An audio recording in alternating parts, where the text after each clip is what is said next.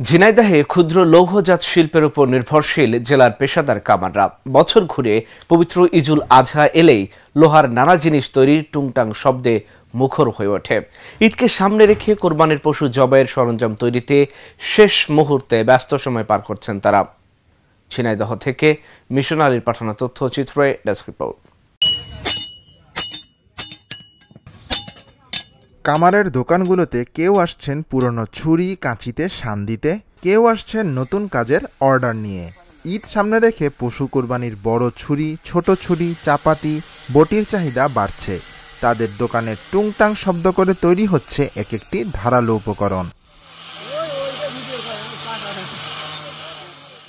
আমি আইসি দা কাশি বিভিন্ন যন্ত্রপাতি এগুলো পুরাই নিয়ে যাচ্ছি। বছরে আমরা একদিনে আসি এই কামার শালায়, এসে আমাদের এই দা, তারপরে চাপড় দা আছে, ছুরি আছে, এগুলো সানাতে হয়, আমাদের কুরবানি দেওয়া লাগে। সারা বছর তেমন কাজের চাপ না থাকলেও কুরবানির ঈদের সময় কাজের ব্যস্ততা দ্বিগুণ বেড়ে যায়। তবে বর্তমানে লোহা ও কয়লার দাম বেশি হওয়ায় লাভ খুব কম হচ্ছে বলে জানান কামার ও ব্যবসায়ীরা। একটু জিরানোর সময় পাচ্ছেন না তারা। ভোর থেকে গভীর রাত পর্যন্ত কাজ করতে হচ্ছে তাদের। এই সিজনে চাপটা বেশি হয়, কিন্তু এবার একটু কাজটা কম, মানে এবার একটু লেটে কাজ শুরু হলো। কিন্তু কারণ কি, আমরা তো উঁচু আছি, অন্য বারে অনেক চাপ থাকে, এবার একটু কম, এখন কম বেশি হচ্ছে। ওই সকালবেলা উঠে ওদের কয়লা নিয়ে আসতে যাবে, গ্রাম গ্রাম কয়লা কিনি, এখন নিয়ে আসে এদের দিই। ও কয়লার তেমন একটা এখন পাওয়া যায় না, গ্যাসের চুলো টুলো হয়ে ওই যায় পাই, কুড়িয়ে কাড়িয়ে ওদের এনে দিই। সকালে আসি, রাত 12-1টার সময় যাই বাসায়।